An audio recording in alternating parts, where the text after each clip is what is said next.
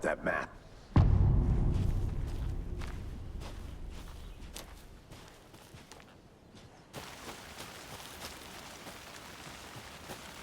A witch with no heart.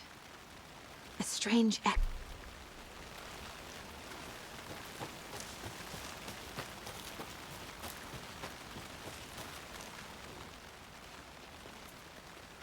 tracks. Barefoot. Makes no sense. There's a piece of paper on the ground.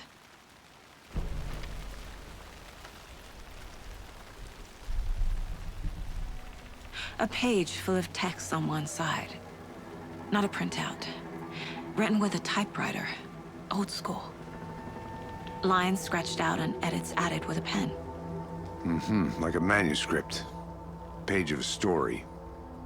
The killer left a message. It's for us. The text is about us. The victim was one of their own. FBI Special Agent Robert Nightingale. And then there was the page they found. The first step down into terrifying depths. Reading the words. These words felt like a message. Felt like a message. Someone knew they were here, someone playing a game with them. An invitation. How could they not accept, even if they knew it would end up hurting them?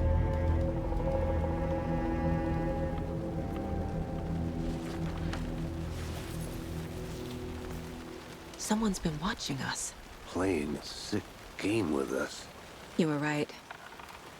This is right up my alley. Nightingale came this way.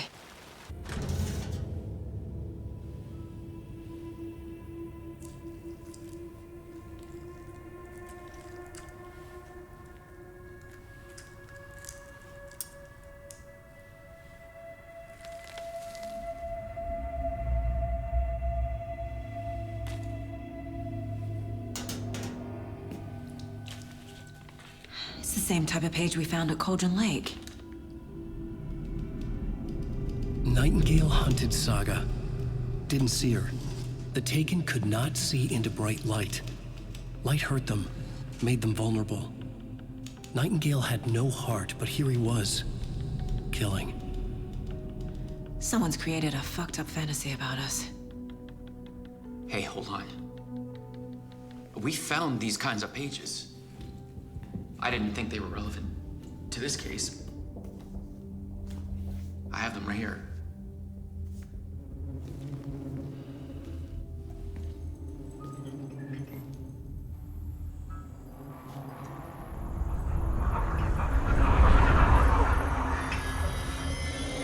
No, wait!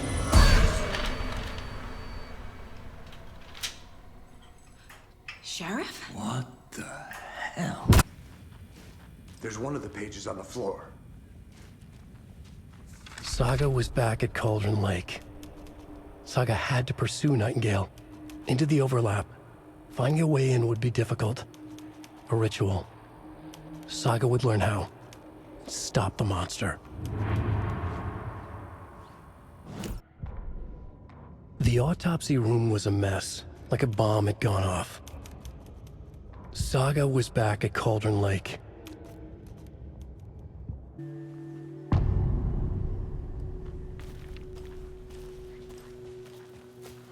The page says not.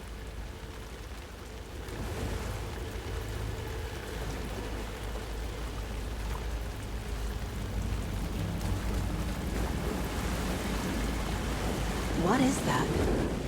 Seems like it's reacting to the light. My flashlight burned the dark stuff away. It was covering another page. The fuse was in place. Saga stepped into the witch's hut. Inside, a bright light. There were objects that stood out to Saga, as if the light had manifested them. The witch's hut. Okay. I trust the pages to lead me to the overlap.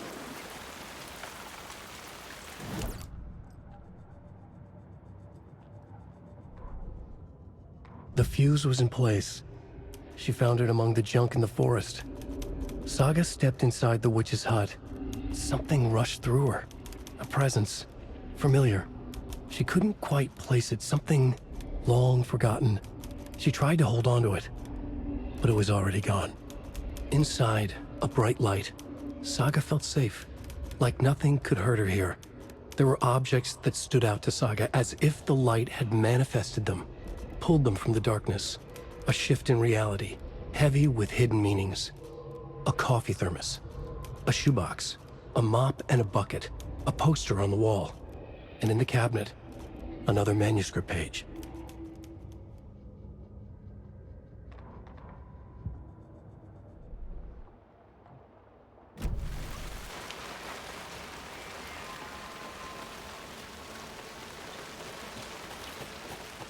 This one looks good. People should really stop littering, though.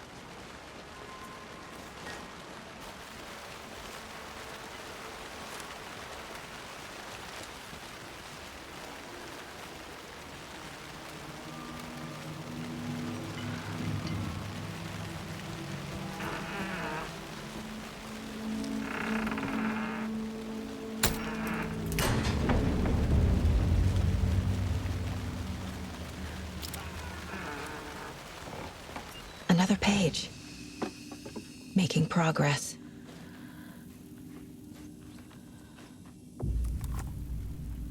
The image of the witch in the sign. Saga addressed the witch. The smudged line on the heart. The second part recited from memory. I brought you the heart, witch. Show me the terror. Saga pushed the witch's ladle, towering over Saga, watching her and the witch. The image of the witch in the sign. Nightingale's heart, a cold, dead lump in her hand. Her definition of sanity had changed since she arrived in this town. But she trusted the pages. Was forced to. Saga addressed the witch. She squinted to read the first part of the ritual words. The smudged line on the heart. The second part recited from memory. The words she had read on the page. I brought you the heart, witch. Show me the terror. Saga pushed the heart through the hole in the sign. This was the key. The tree was the threshold.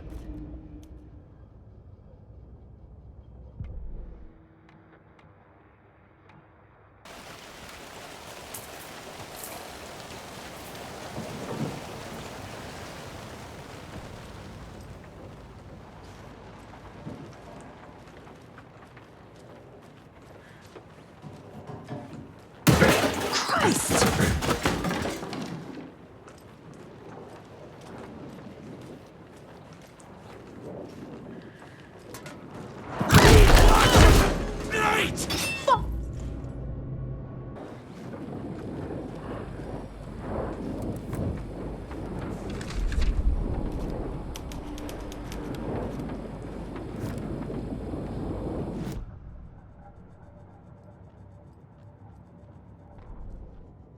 Saga edged toward the broken door, her gun ready, flashlight aimed ahead. Nightingale said it would be here. The Cauldron Lake General Store was overgrown, left to rot. Saga thought about the cult of the tree. They had been here, waiting, planning a gruesome ritual murder. Meanwhile, they played cards in the general store, like it was just another late-night poker game. Saga stepped closer to the door. Had the animal broken it? There was a loud crash. Saga found herself face to face with a cultist, a hulking figure in a raincoat. We watch in the night, wild eyes behind a plastic deer mask, an axe in his raised hand.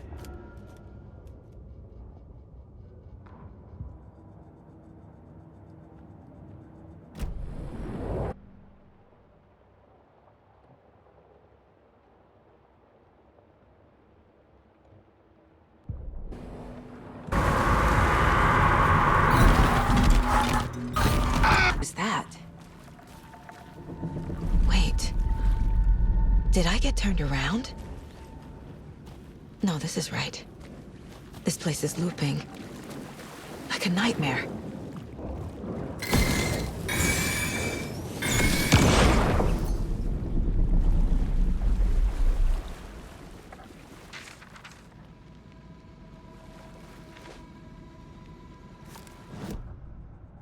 Gale. The writer went into the lake, banished the dark presence. Taken still lurked in the woods. The dark place receded. The current pulled back those with darkness inside, into the lake. Nightingale was there, one of them. The dark presence. Jagger had taken him. The witch had stolen his heart. They sank beneath the waves. The dark place, wandering in the shadows, muttering to themselves. It's dark. I'm lost. Where am I? Who am I? I can't remember.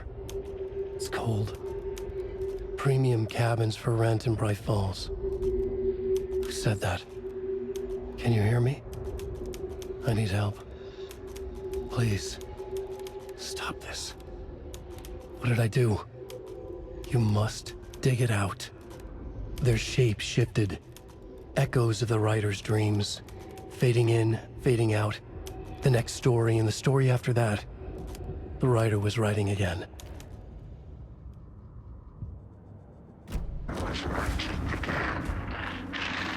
He's here. Nightingale.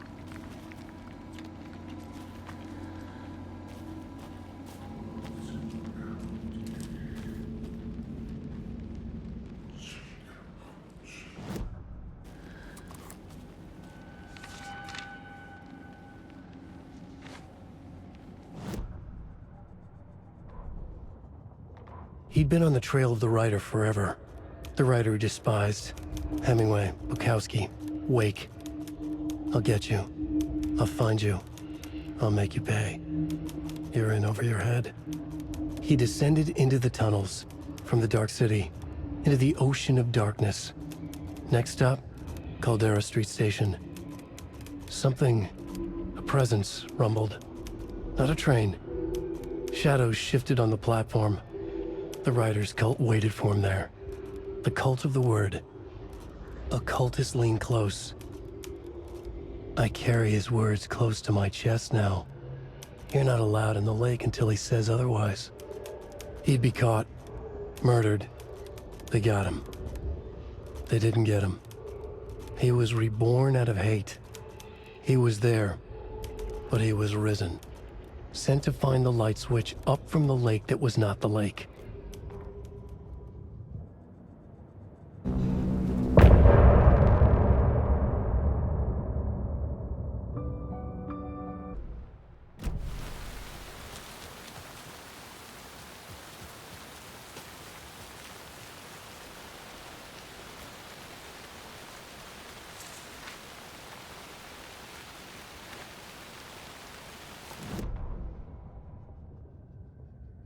The reality-changing influence of the dark place flowed like water flowed, like fear flowed, down the path of least resistance, eroding the weak spots until they cracked.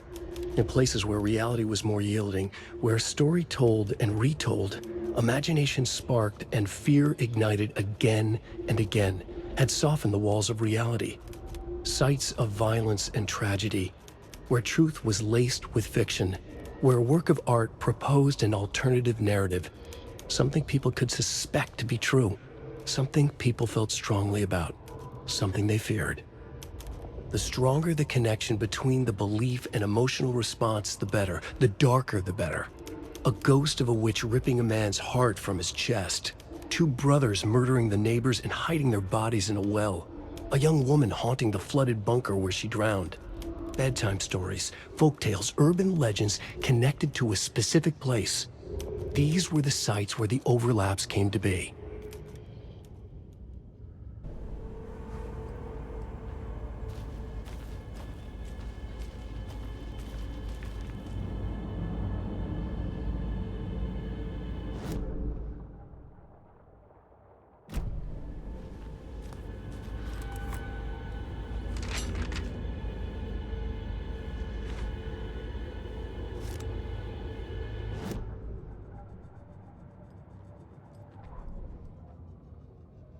Back at Witch's Ladle, Saga pointed the flashlight at the strange, dark substance.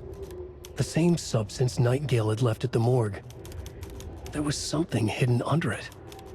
She strained to see, the opposite of sunspots in her eyes, blacker than black. Suddenly a change. The light reacted to the substance, a feedback loop surging up her arm. Saga squeezed the flashlight, willing it to penetrate the dark matter. Burn it away.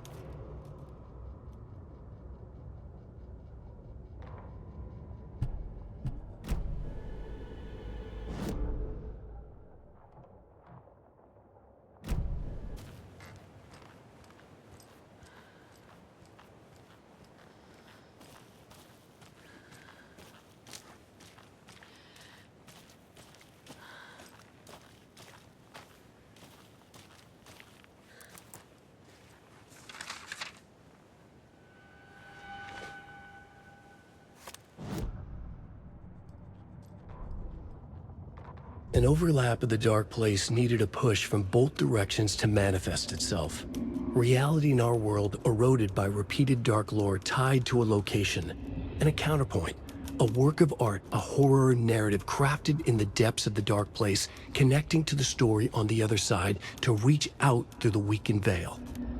A story of a lawman whose heart was cut out of his chest, two corrupt men killed by their own twisted ambition, a haunted old woman drowned in a bathtub, twisted reflections on the other side of the mirror, arcs stabbing through realities, amplifying the influence of the dark place.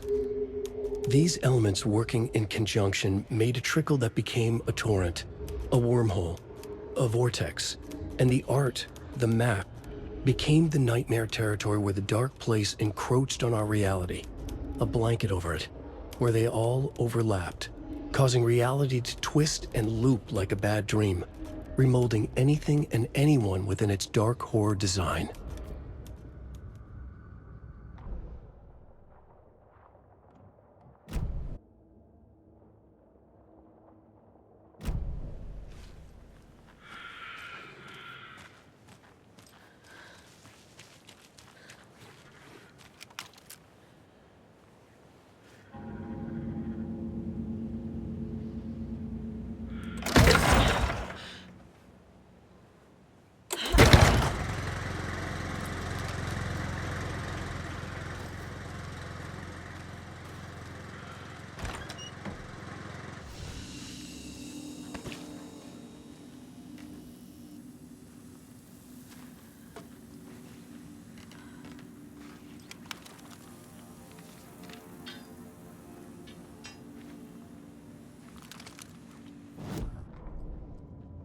Children in Bright Falls all grew up hearing stories about the cult of the tree. Feral maniacs living in the woods. Satanists chanting, "We watch in the night," as they perform blood sacrifices in the forests. Or things not quite human lurking in the dark. There were many versions of the story, but they all shared one important element: danger in the dark, in the woods. Somewhere among all the urban legends lay a secret truth. The real identity of the cultists prowling in the woods. Real faces hid behind the masks. Real hands held the knives. Real people fulfilling a grim purpose. The forest was not safe. People were right to keep their children away from the trees.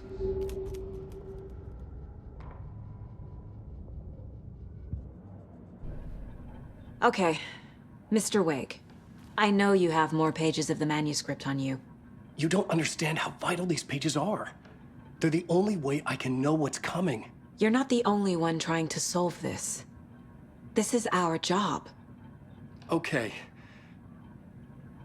Here. Now, this is all I have. Be careful with them.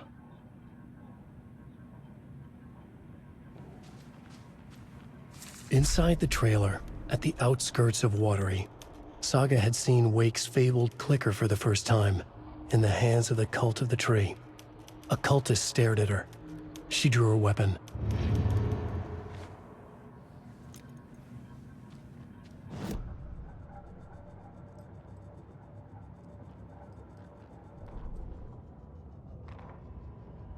Standing inside the trailer at the outskirts of Watery, Saga had seen Wake's fabled clicker for the first time, in the hands of the cult of the tree. Her mind reeled from what the horror story was now claiming about her, her life, her past. She didn't accept it. She stepped out of the trailer. She needed air, but she wasn't alone. A cultist stared at her from behind a deer mask. She drew her weapon, shouted, ran after him.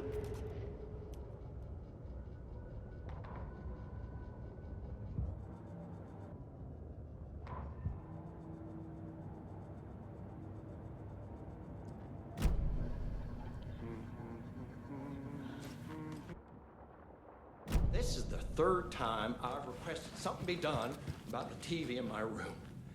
It keeps going on by itself. It's keeping me awake Breaking all news that's night. sure to knock your socks off.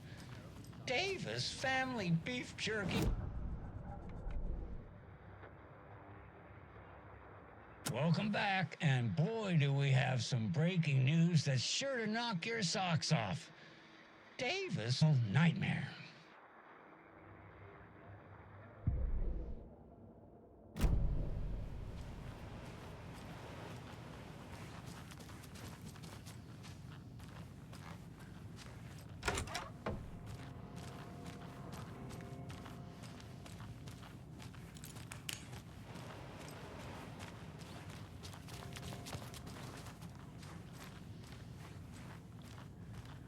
Hello?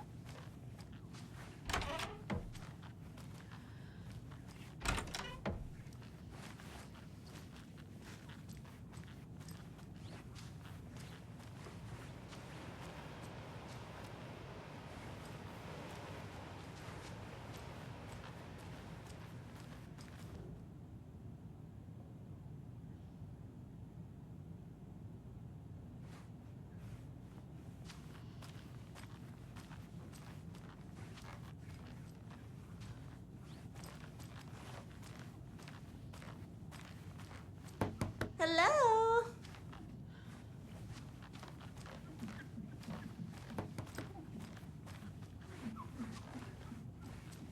I can't get through this.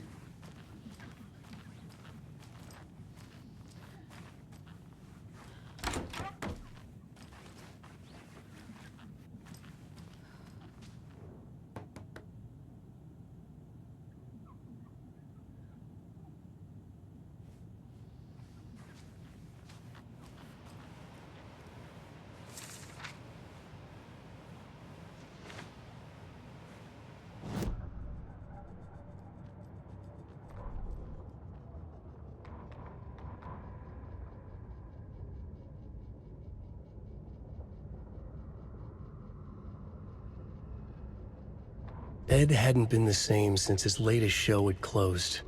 This wasn't the first time one of his productions had shuttered early. Scathing social commentary in a one-act play wasn't exactly filling seats. When Tammy told him she was taking a research trip to Bright Falls, he decided to tag along. Ed told her he wanted to find inspiration. Really, he just wanted a break from the city. But it was true that he certainly needed to find something. A voice, a direction, an idea, something authentic to himself.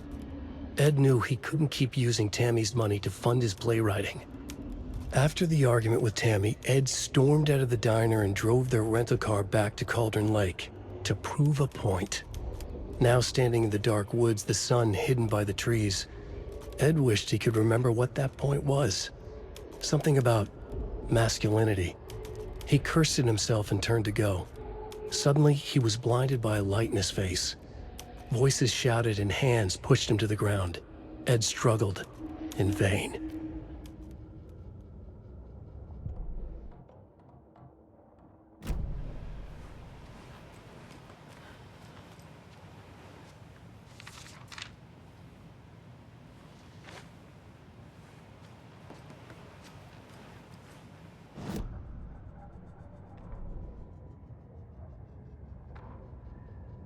Tammy tapped her pen on her notebook.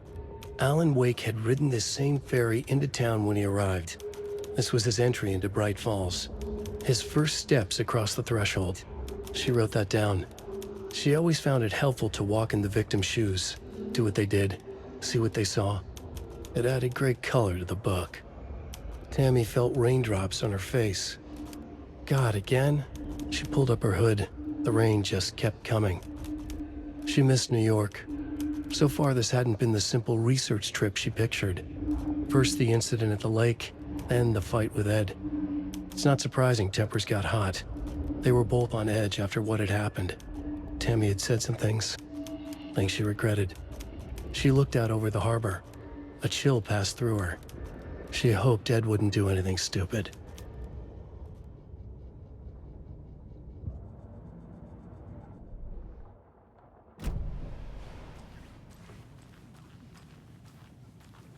me in a trailer, somewhere in Watery. I should ask around.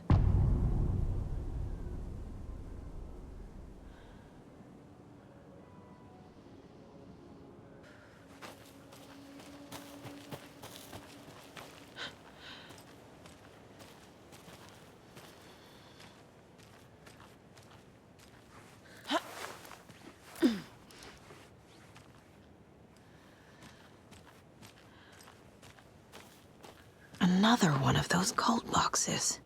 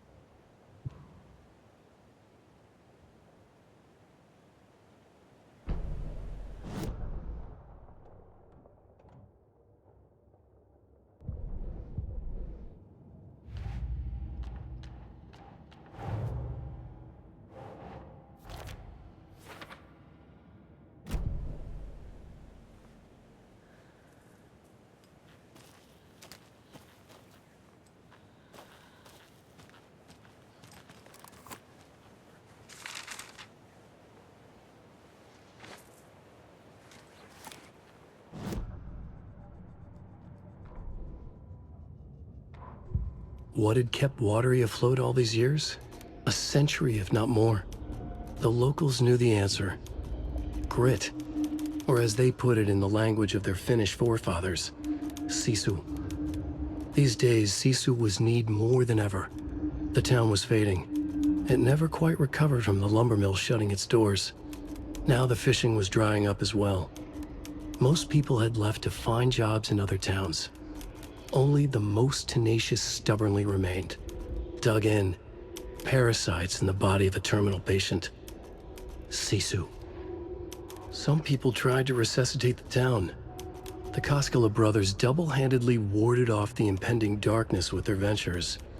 Coffee World brought tourists, money, and jobs. Coffee-themed fun for all ages. The Kalevala Knights Motorcycle Club built parade floats. The bikers repaired vehicles and volunteered locally. But it wouldn't be enough. Watery needed a miracle. The end of the road was in sight, and it was coming fast.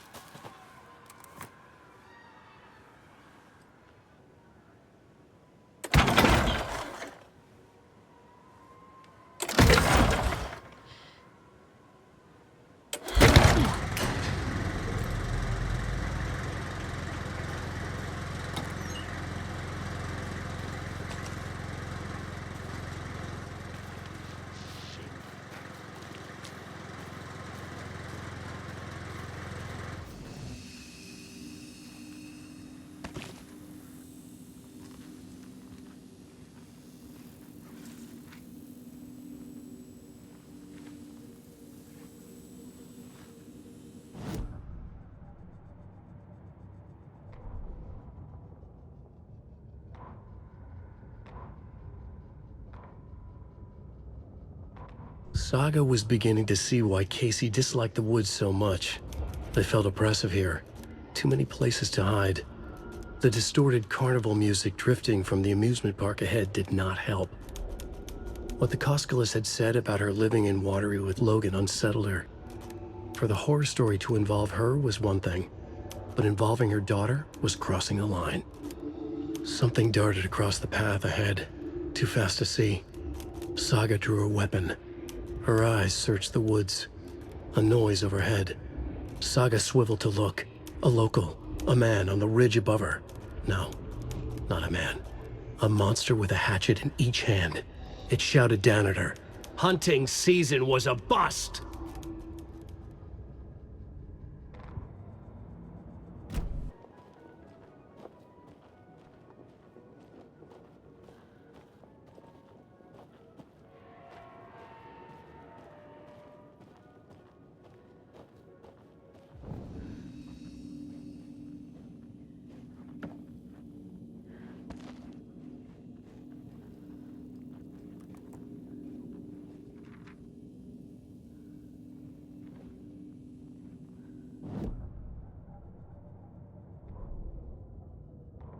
Scratch stalked through the forest, a terrifying dark presence in the night, more sensed than seen.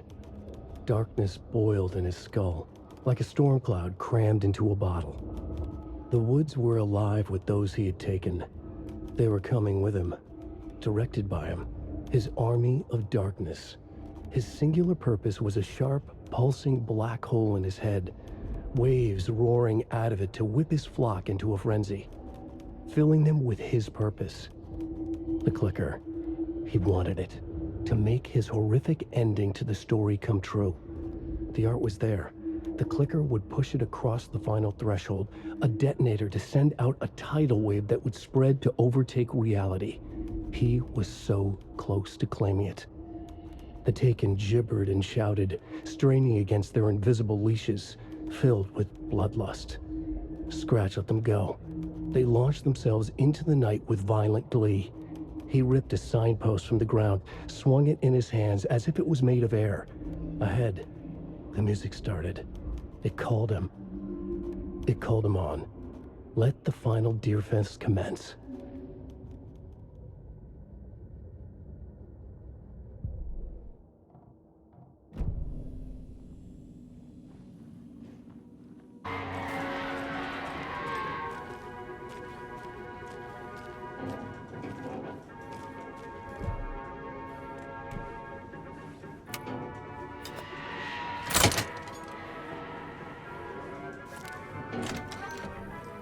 Now where is that safe?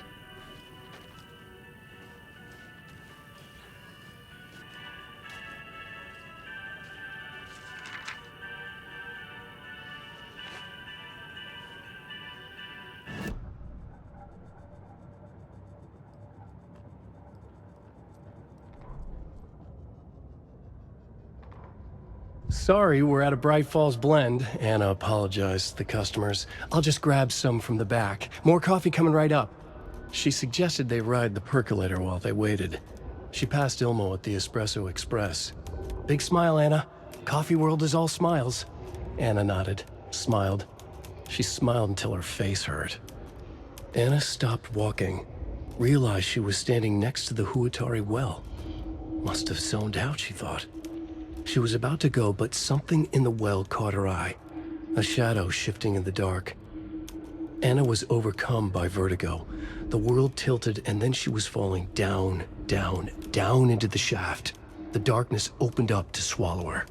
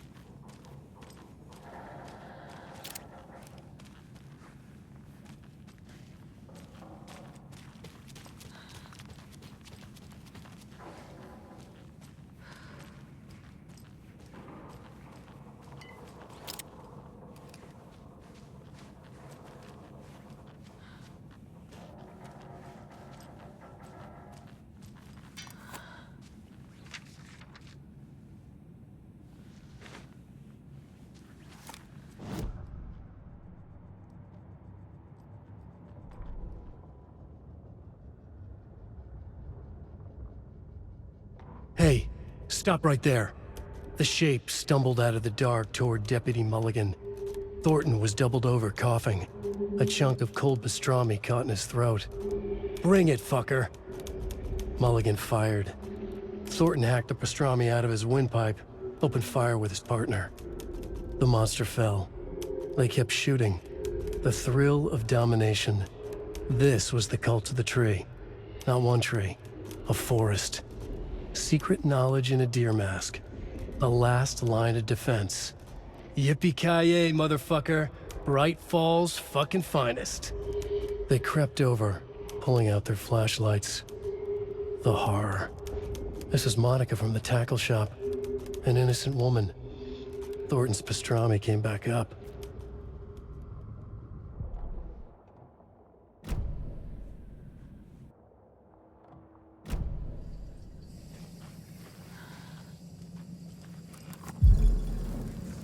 was another overlap here in Watery.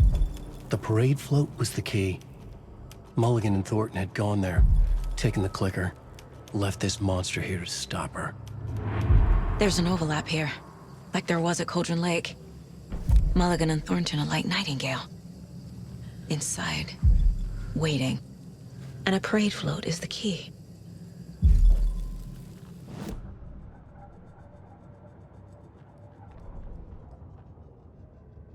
Saga had read about it. The trap. She knew what was waiting for her. The moment she saw the giant, she knew she wasn't ready. You let Logan drown. The weapon it carried could crack her skull like a brittle egg. Brains leaking out like yolk. Everything she loved, lost. Everything she was, lost. We will watch it eat your mind. Reading this made her sick, but the fear was sharp when she faced it. There was another overlap here in Watery.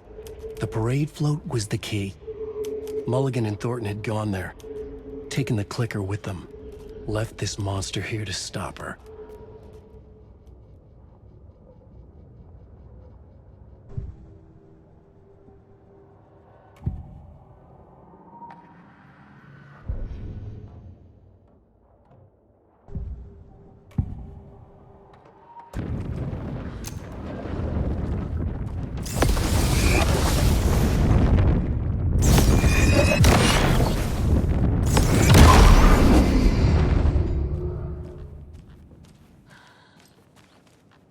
Is this the parade float the page mentioned?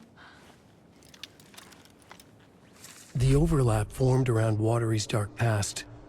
The ritual to enter was tied to crafting the float. Art was the key.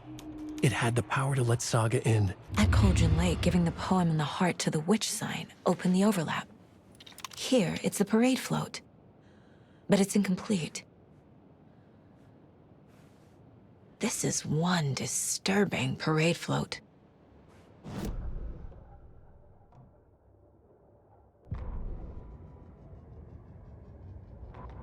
Ilmo stood in front of the parade float, turned dramatically to his crew. Now, imagine the murderer's arms moving. Stab, stab, stab, and then Naki laughing. Everyone at Deerfest always plays it safe, not us. This monument to Watery's history, this work of art will sweep this year's awards. The overlap formed around Watery's dark past. The ritual to enter was tied to crafting the float. Art was the key. It had the power to let Saga in.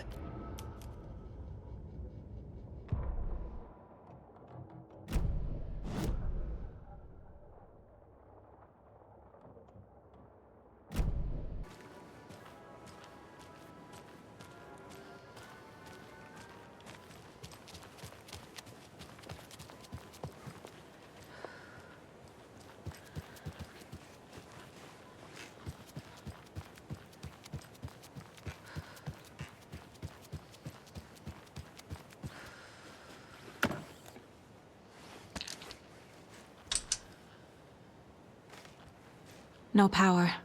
Must be a fuse box around here somewhere.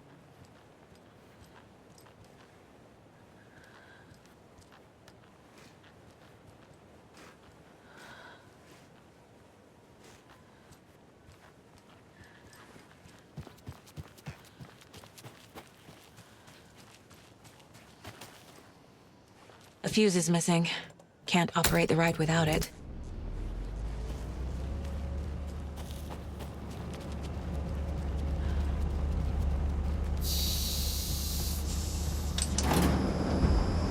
There we go.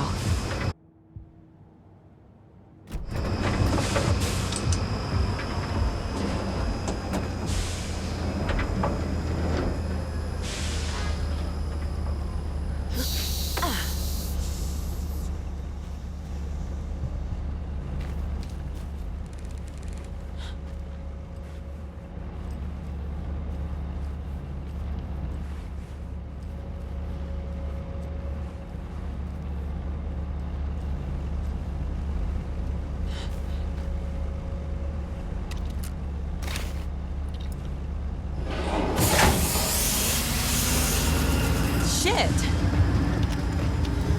Good thing no one was riding that.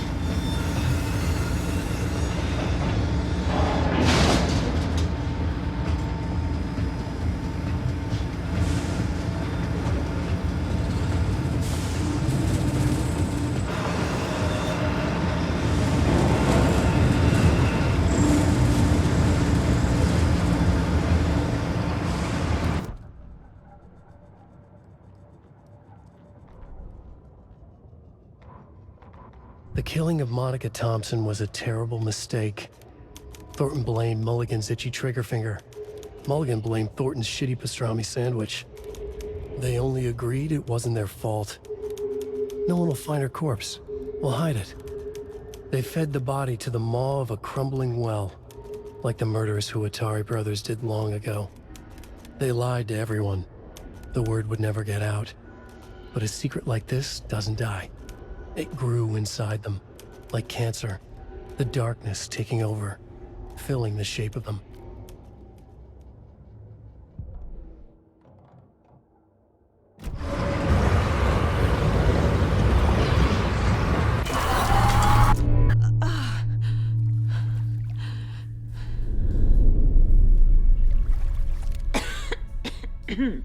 What the hell? Where am I?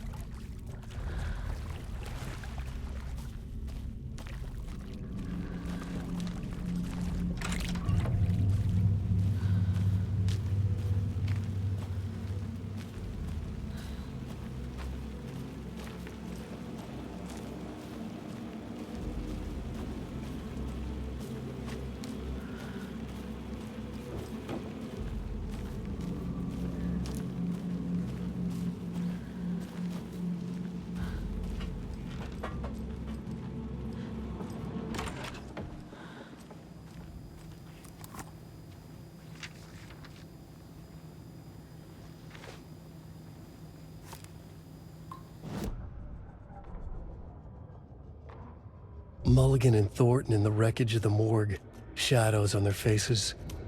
Thornton did his best woman's voice. I'm a stuck-up FBI bitch. I'll make a big fucking mess and get these dumb backwater cops to clean it up. Thornton turned to his partner. These government motherfuckers. Next time, Mulligan, I'll tell her. You got no clue. You let your own kid drown. You're a fucking fraud. Mulligan leered. Pinning the murder on the Bookers would have fixed this whole goddamn mess.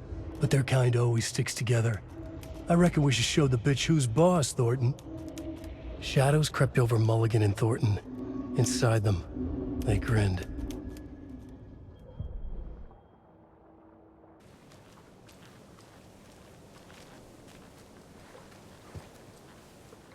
Hello.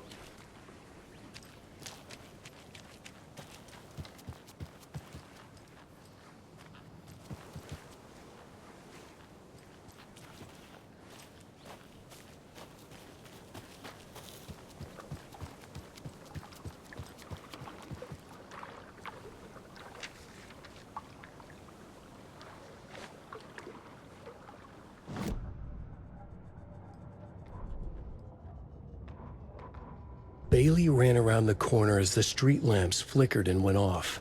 It was in front of him, a glitching cloud, a dark, boiling monster. Looking at it felt like what a stroke must feel like. He was sick with fear. He fell. The dark presence ripped into him, swallowed him, filled his lungs and his brains with dark water. Bailey saw a snarling face in the darkness. Then he realized it was his own face. He was snarling. He was standing in the street in the dark, and he was snarling. He was snarling, he snarled. The monster was gone. The darkness coiled around him in tatters and wisps. He was the monster now filled with rage. He was the monster now filled with rage, he shouted.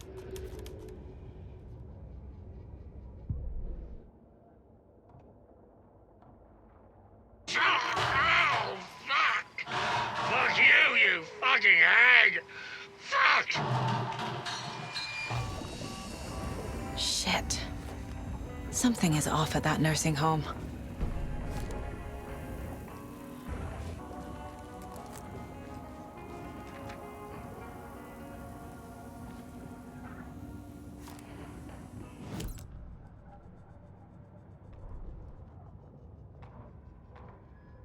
The Valhalla Nursing Home, founded in 2014 for Odin and Tor Anderson of the Old Gods of Asgard fame.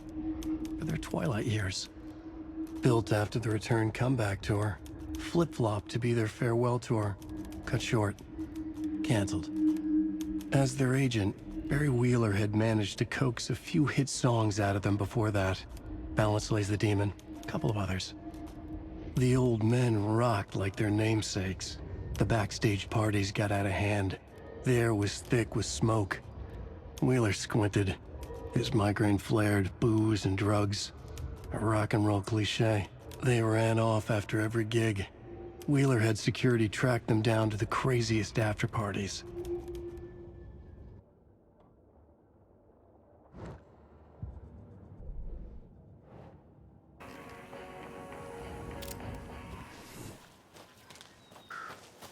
Tor and Odin claim to be my family. I know Logan and I never lived here. But I don't know enough about my family history to say they're not my relatives. Mom only ever said my grandfather was bad news. The less I knew about him, the better.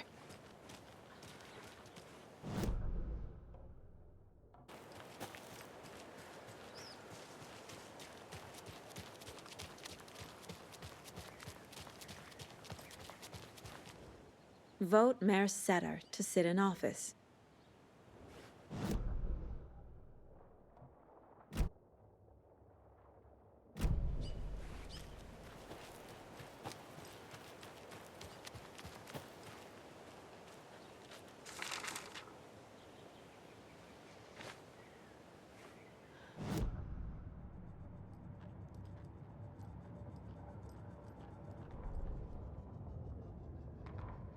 Saga had slid into a nightmare. A growing amount of evidence said her daughter was dead. Saga couldn't accept that. Wake said it could be undone. But Wake was gone, in the custody of the Federal Bureau of Control. Casey, her only ally, was gone too. She was alone. Agent Estevez had pulled rank on her, stonewalled her, shut her out of her own case. Saga refused to give up. She needed answers. Tor and Odin Anderson would have some. A family visit, then. No one could blame her for that. Saga was trapped in a horror story. It was manifesting itself around her like the darkness of a mental illness, pushing her deeper and deeper.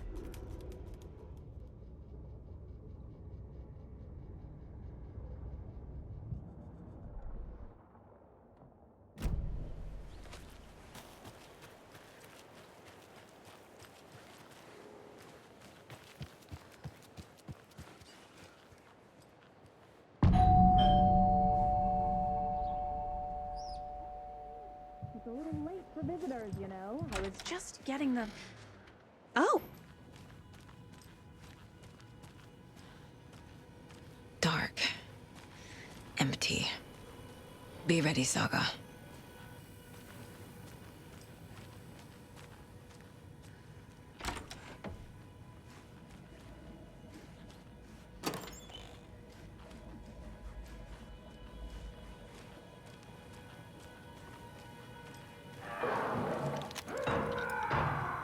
Hello?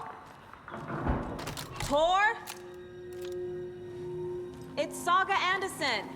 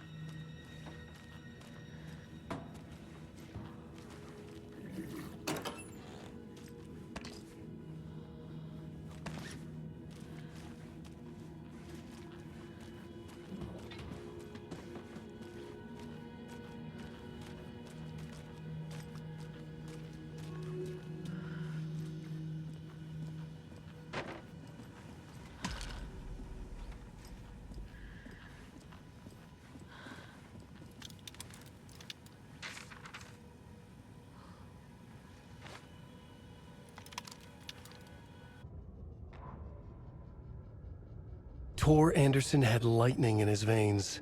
This was rock and roll, baby. That Weaver girl had cast a spell on him. Tor would do anything she'd ask. Tor deserved this.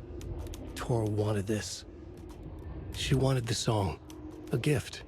He had to get it for her. Afterwards, it was too late. Tor swung his hammer in frustration. The spark was gone. Black liquid clogged his mind. A bad trip. Tor fought it. He was strong. He'd never be taken. But the darkness could still drown him.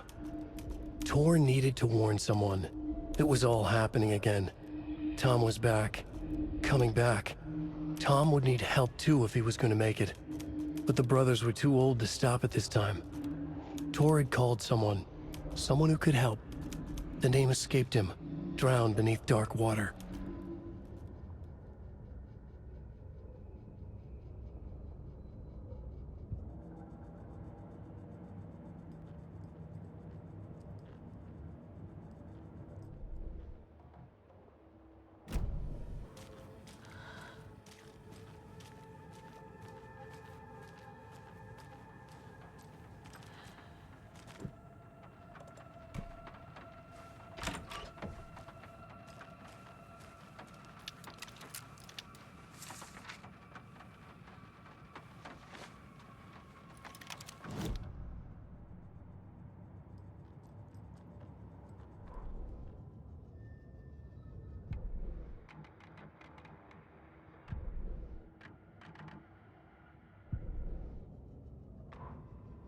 Ilmo was nervous.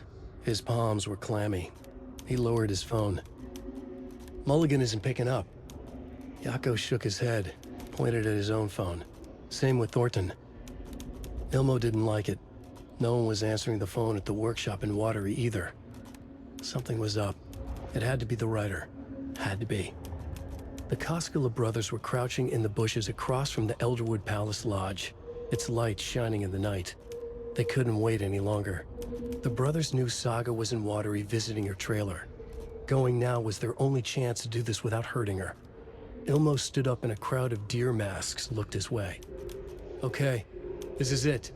The writer is the target. Take him down and it's all over. Only shoot the Fed if you have to. This is our big moment. We watch in the night. The crowd murmured the chant back to him.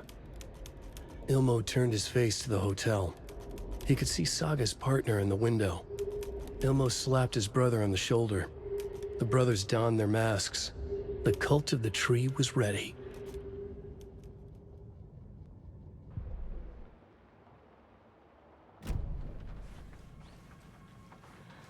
Christ.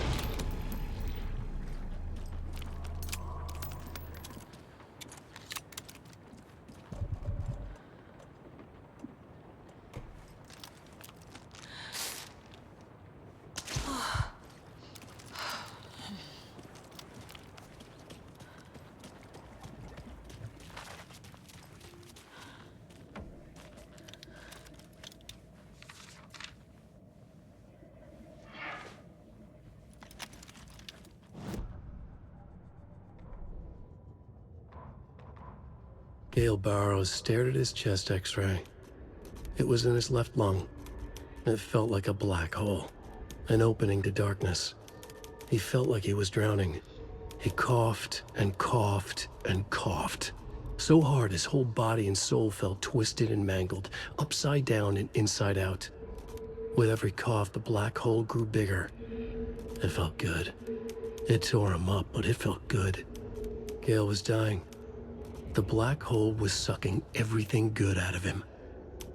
He imagined looking through it, into the darkness. The black hole grinned. Gale couldn't escape its gravity. He worshipped it. Gale sacrificed to it. In blood.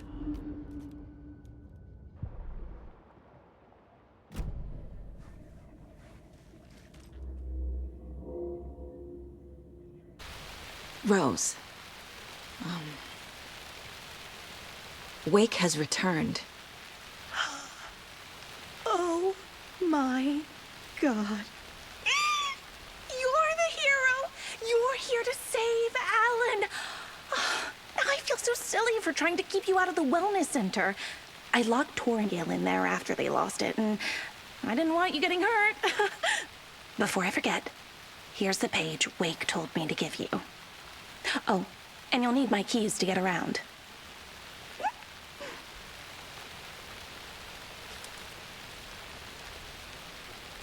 Saga jabbed the selector on the jukebox, the missing record in its place. Saga couldn't have found it without Odin's help. A light bloomed in through the garden window. The horror story beat me to Tor. I have to rescue him. The key to this overlap is an old Gods of Asgard record. Odin will know more.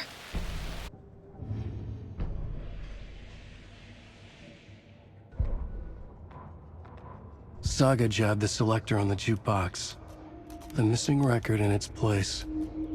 Saga couldn't have found it without Odin's help. Standing there, Saga felt exposed, expecting the shadows to come alive. The needle crackled on the vinyl. The song swelled. Odin had said it was written for her and her mother. Her grandfather's apology. The lamentation of an old man. His heart was broken, sinking into darkness. Odin had said that the song would be a way to know Tor, a way to find him.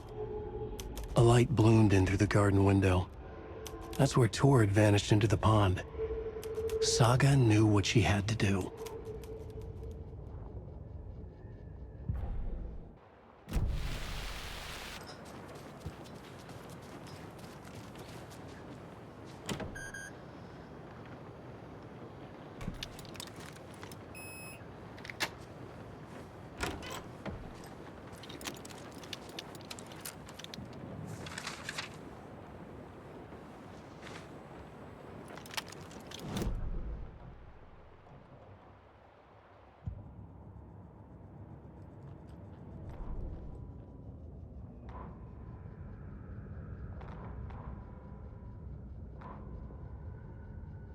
Gale Barrows stared at his chest x-ray.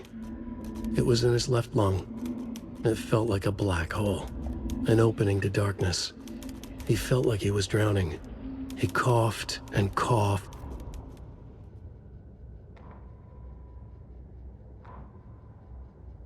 The Valhalla Nursing Home, founded in 2014 for Odin and Tor and...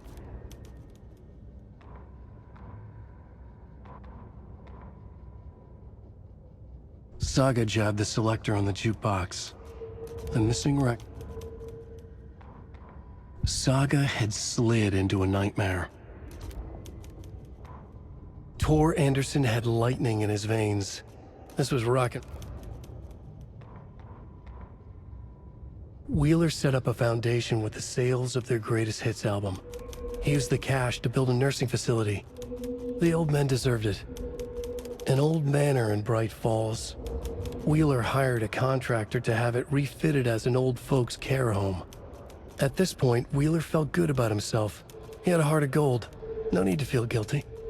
Wheeler left the work to the contractor and returned to New York City. He had done his part. It was time to turn over a new leaf. The contractors figured out Wheeler was gone for good. They took the money and ran.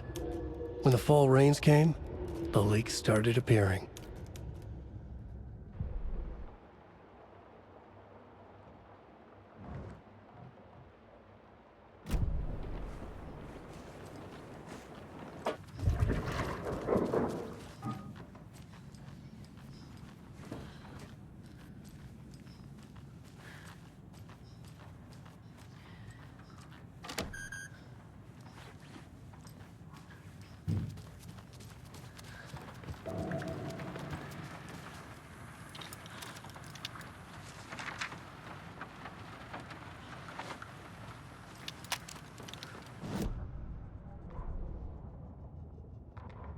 Odin Anderson stirred in his bed, his vision hazy, smudged. He felt weighted down by an ocean of dark water. Through the haze, he made out Saga. Odin felt useless. He wished he could tell Saga how his silly faces made her smile when she was young. Too young to remember. Odin used to joke that Tor was her grandfather, but he was the Allfather. He smiled at the memory. Odin was the kinder of the Anderson brothers. Tor lacked patience, more volatile. The brothers fought a lot, but they were inseparable. Now Tor was missing, dragged into darkness. Odin could feel it. Time was running out for both of them.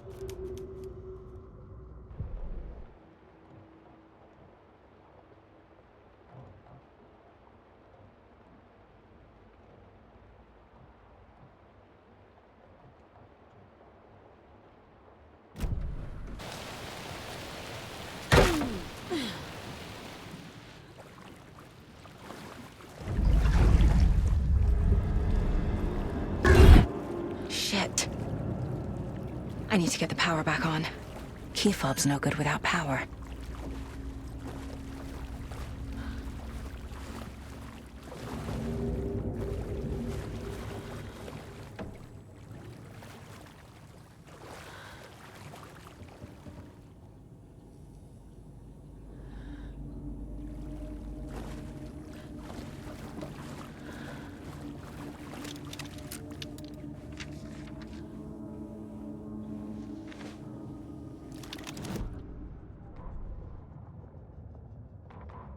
Wheeler used to be the agent of a manic-depressive celebrity writer, Alan Wake.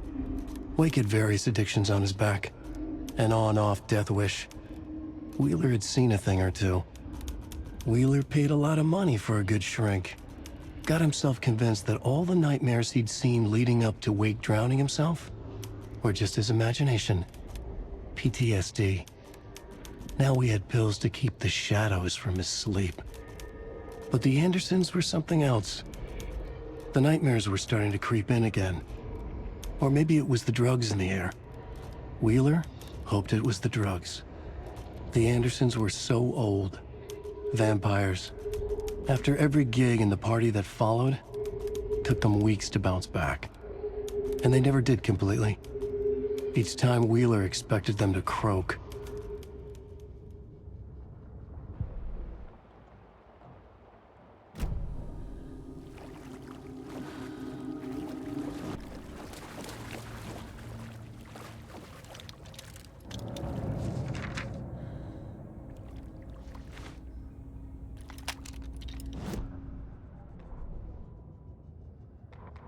Emmett Elwood had had enough. All his life he'd been surrounded by the same small-minded, impolite, ignorant people in town. Their endless gossip, their nose-picking, chewing food with their mouths open, not washing their hands after visiting the restroom, touching things. Touching everything. The world was going to hell. He'd watched day after day how all the nice things in life in Bright Falls were spoiled and ruined forever. There would be a just and terrible reckoning. Emmett had imagined many times how he'd make them pay. He had lovingly tended his anger, made it grow hotter. It was out in the open now. Ugly and slobbering, they reached at him with their unwashed hands. He'd beat them down, beat them until they no longer moved. And then he'd wash his hands with a strong antibacterial disinfectant.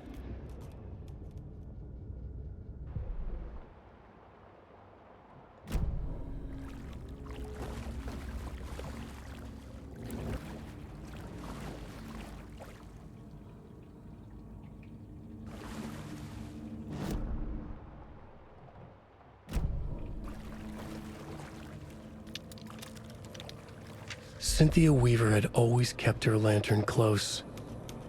Someone in the bathroom with her. In the dark.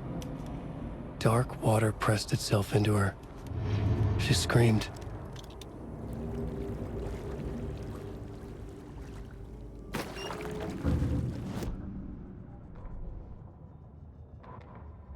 Cynthia Weaver hated being old.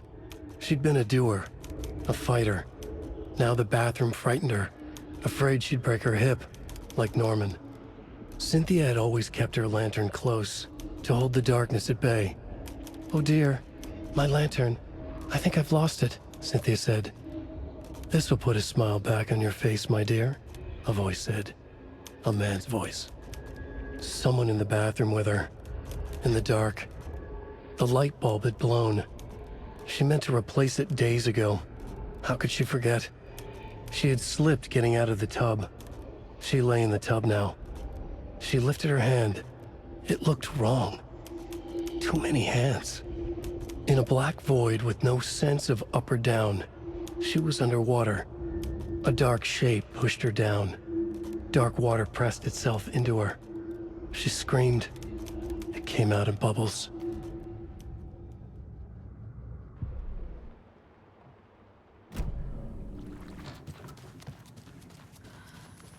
Saga was trapped in a forest. Time was running out.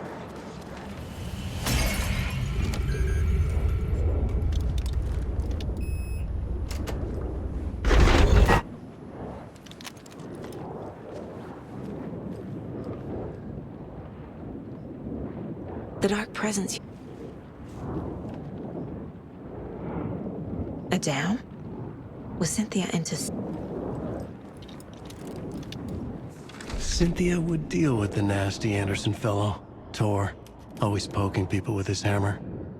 He had it coming.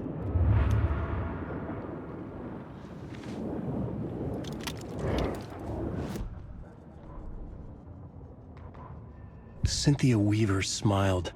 Lost without her lantern? Nonsense. Cynthia felt as giddy as a young girl in love. Cynthia had loved Thomas Zane. Tom only had eyes for Barbara. Barbara was bad news. Tom had seen it in the end. Cynthia had been there to comfort him. And when he left, Cynthia waited. Years of waiting. Now Tom had come back to her. They'd be together now. See the world. She'd always dreamed of seeing New York. They were there now in a fancy hotel. She drew a bath. She would become like Barbara. No, better. She sank into dark water. Into Tom. Tom had enemies plotting against him. Cynthia would deal with the nasty Anderson fellow, Tor, always poking people with his hammer. He had it coming. Anything for Tom.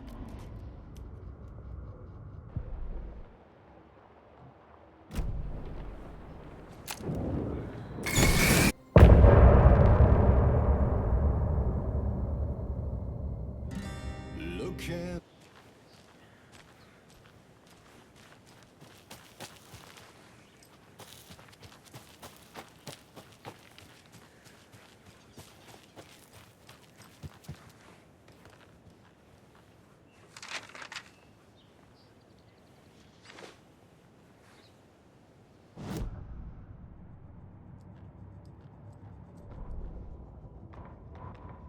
When Cynthia Weaver was downstairs at breakfast, Rose snuck into her room. With all the lamps in the room, it took her a while to find the one with an angel. Luckily, the dream Alan had sent her had been very clear. Rose was certain that Cynthia would not miss one lamp. She had so many. Tonight, Rose would put the lamp in a shoebox and let it sink into the garden pond. That's what Alan wanted. That's how she could help him. The thought made her whole body buzz with joy. Cynthia knew the lamp was missing the very moment she came back to her room. She was overcome by grief. It had been Tom's lamp, one of the few things that reminded her of him. It had not worked in a long time with the cord severed and the light switch gone. But there are other kinds of lights than the ones we can see. The invisible light of the angel lamp had held Cynthia together all these years. With tears welling in her eyes, she didn't see the shadows shifting in the corners of her room.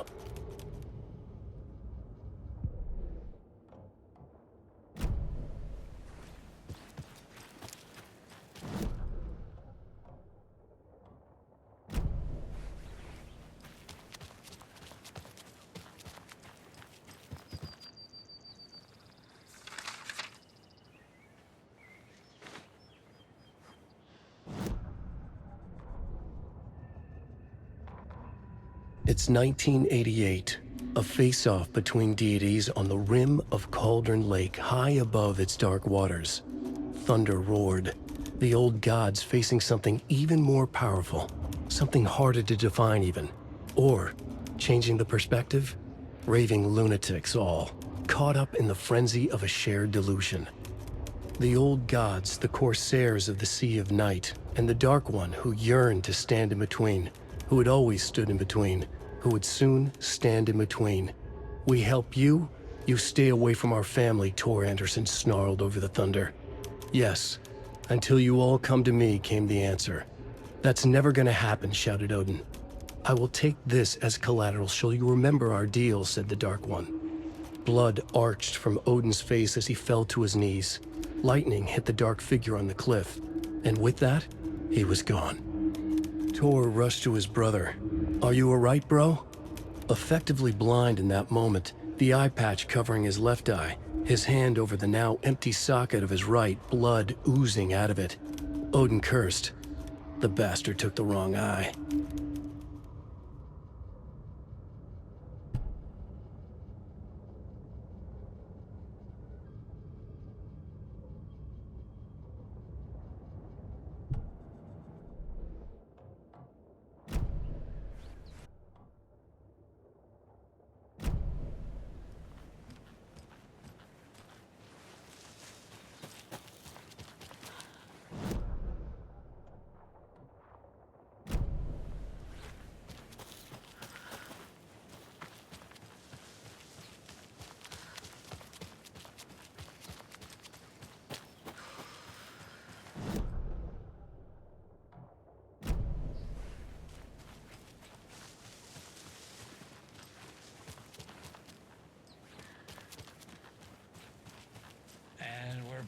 the Pat Main Radio Hour. Up next, it's...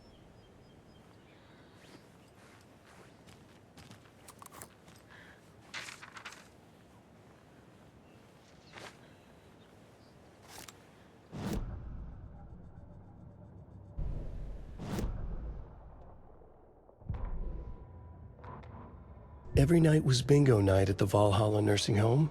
Each time Rose drew a ball from the cage and called out its number, some of the residents shouted bingo, no matter what was on their cards. Some of them sat mute, their cards full, never calling out. Some of them would try to steal the ball from her. Some of them would chastise the others for acting out. It was like herding a clouder of cats. Rose didn't mind. She liked cats. She knew she was where she was supposed to be, with her little Vikings, waiting for the hero to come. Tonight, the residents were restless, more so than usual.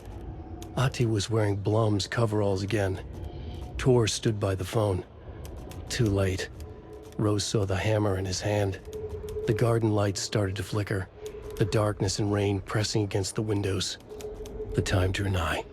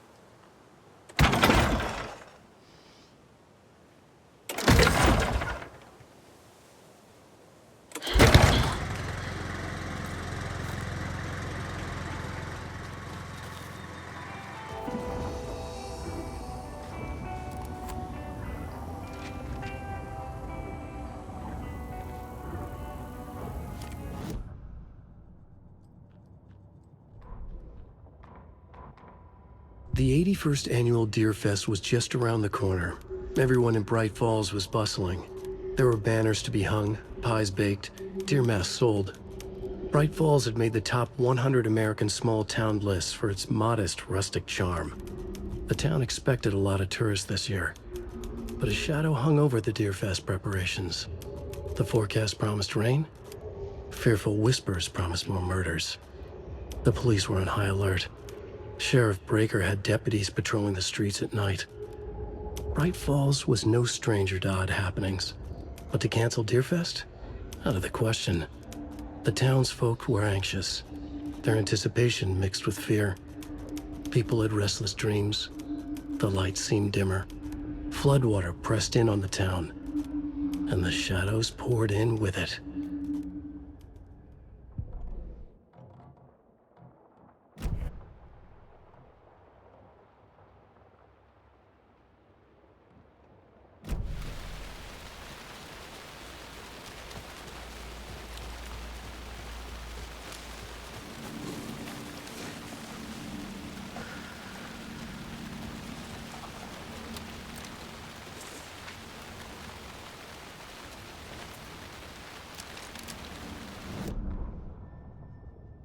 When the government seized the land around Cauldron Lake and set up their laboratory there, Ilmo Koskela knew they knew something. Together with his brother, they felt obliged to take a look inside. The Federal Bureau of Control's security was a joke. The Koskelas walked in delivering coffee. Back in Watery, they pored over the stack of files they grabbed. The FBC was researching something in the lake, something they called the Shadow. Everyone who went into the lake came back a monster. Hartman had gone into the lake. He'd come back bad. The FBC had captured him, interrogated him. Based on his ravings, Barbara Jagger had gone into the lake as far back as the 60s. She'd come back bad. The writer, Alan Wake, had gone into the lake. He'd faced Jagger, pushed some mystic light switch into a hole in her chest, flicked the switch and gotten rid of her. If Wake ever came back, he was bound to be bad as well.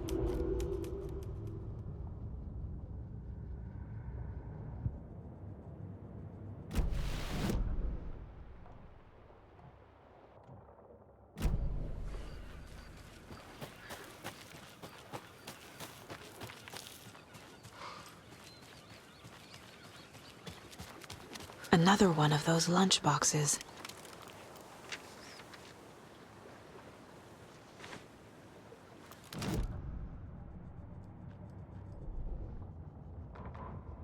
Rose woke up from another dream from her idol. Another message. All through her morning routine, she was humming happily. So happily, she realized she was starting to forget what Alan had told her. Something about a hero who would come to save them all. And the hero... Rose frowned. This won't do, Rose Marigold. You know better than to forget. Something about knitwear. The hero liked it? Rose nodded, determined. She'd use the knitwork to guide the hero to the secret stashes she had hid in the forest to help them. Knitwear to mark the spot. Alan will love that, she thought. Now she only needed the knitwork. Rose thought hard. Mandy May was always knitting. Mandy May would help her.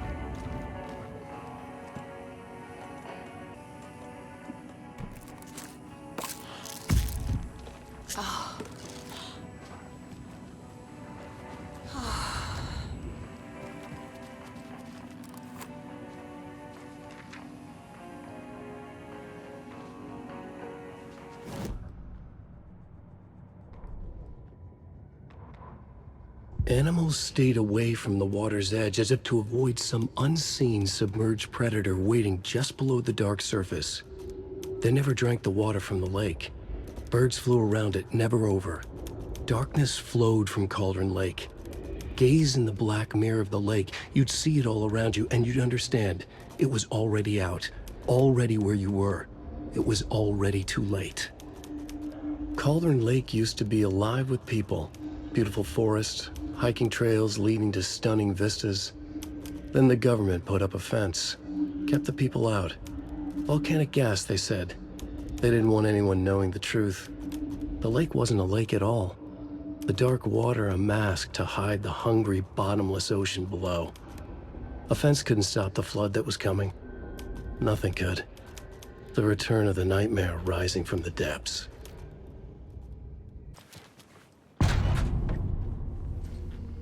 Power's out. Always a good sign.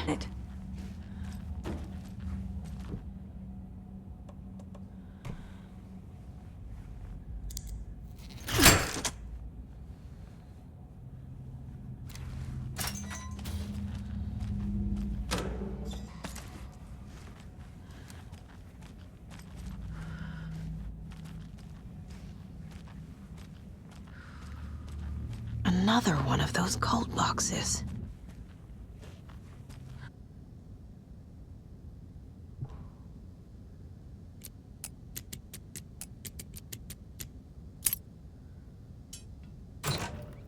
key? That's new.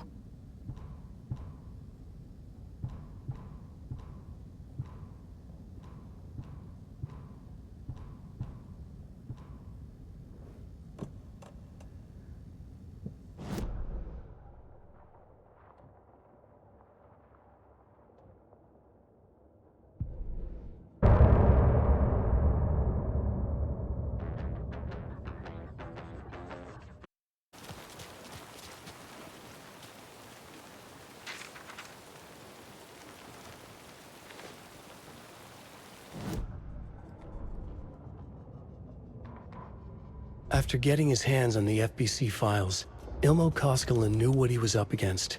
He masterminded the cult, his and Yako's army, to fight the fucked up horror lurking under the lake, and a plan to keep those feds in their bunker by the lake in the dark.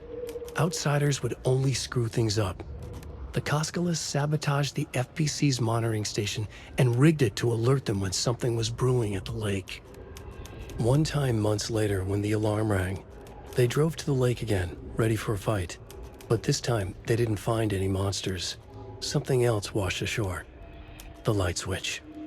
They'd read how Wake had stopped Jagger with it in the stolen files. From that point on, whenever the cult caught someone taken over by the Shadow, they cut out the monster's heart, pushed the switch into the hole, and flicked it.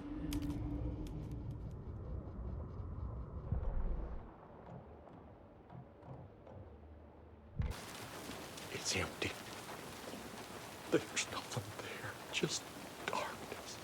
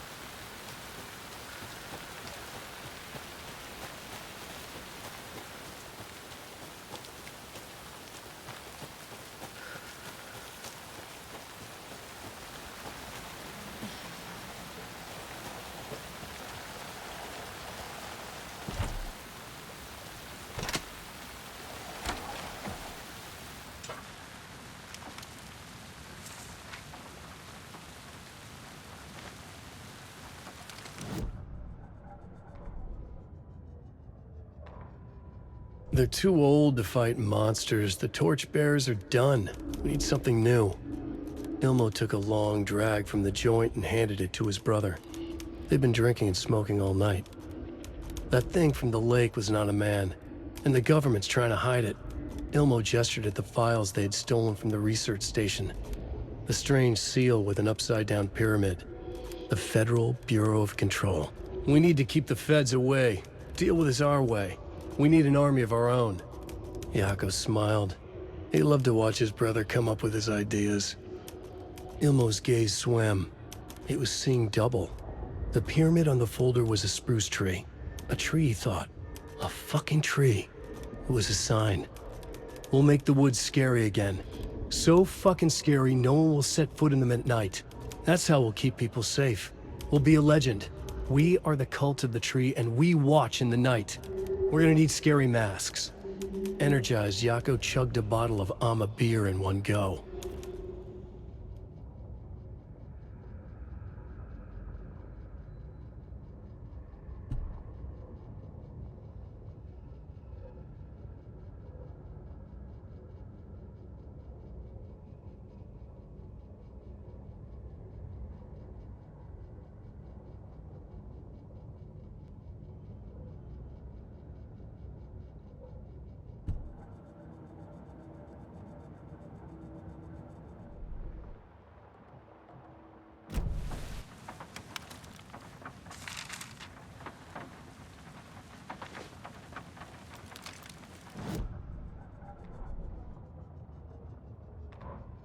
Ilmo Koskela had jolted awake from a nightmare. He was drenched in sweat.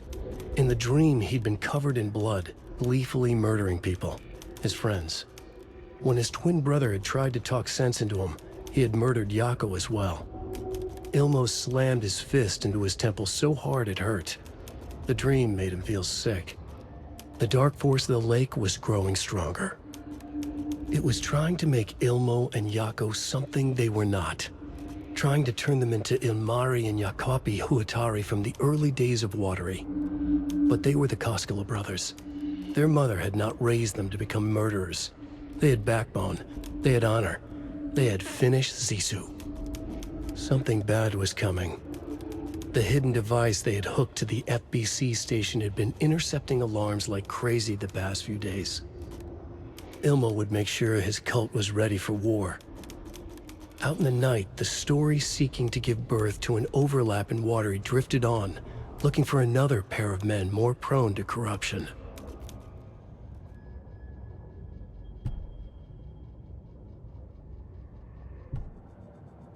Roll, here's a key to the cell where we keep the files. Happy reading. Okay. Thanks.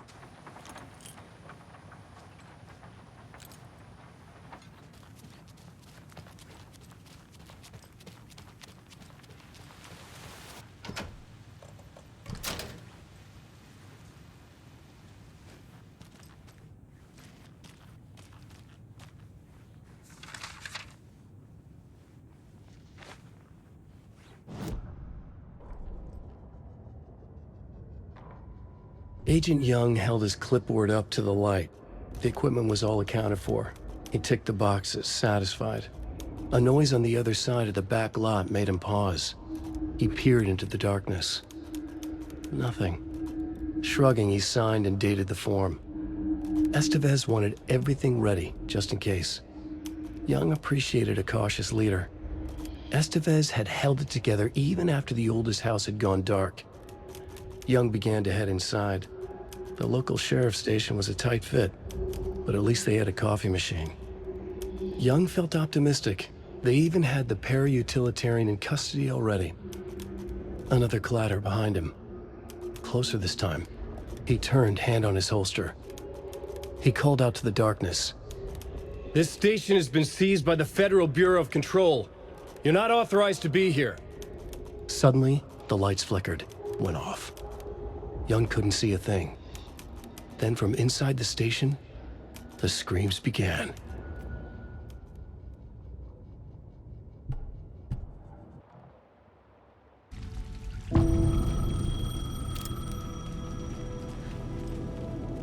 Agent Anderson. Can I see that page, Tim? Of course. In fact, it's the page I tried to give you back in the morgue in Bright Falls. Huh. Now that I think about it, maybe Dor brought me here to keep you from reading it. Here. I'm gonna keep looking for Dor. The closer I get, the closer I feel to waking up. I need to find the man behind the curtain. Warland Dor walked across the rain-slicked tiles of Caldera Street Plaza. He stopped at the door to the construction yard. A poster for his talk show hung there. He stepped through, willing it to take him to Parliament Tower Plaza. I know what I need to do. The door to Parliament Tower Plaza was at the construction yard.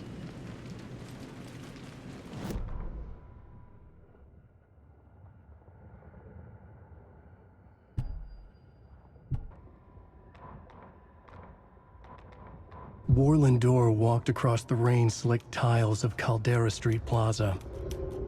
The rain didn't seem to touch him. He sensed his steps were being observed, documented into the story. He allowed it, this one time for this one reason, to be passed on by his unwilling disciple, to read at the right time. The ocean that was the dark place took the shape of New York City, drawn for the mind of Alan Wake, in part for the writer to navigate his prison, in part to torment him as he struggled to find his way out. Dor was not bound by the rules as Wake was. He came and went as he pleased.